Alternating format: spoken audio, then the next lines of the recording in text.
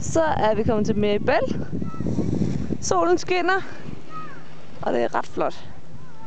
Det er et ret stort område. Her har vi et kort. Mirabel by ligger hernede. Og vi bor så i Morel, det vil sige, at hotellet ligger her. Kører man herover, tager en lille stollift, kører herover, tager vi en lang 8-sæders helt derop. Altiport, det er fordi der ligger en lufthavn lige nede i bunden. Og så er vi altså kommet herop.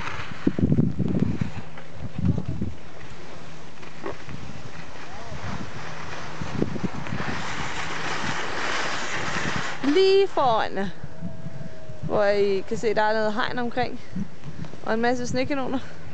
Det er der, vi skal både køre klassisk og sprint. Vi skal køre sprint i morgen aften, og så skal vi køre klassisk i overmorgen.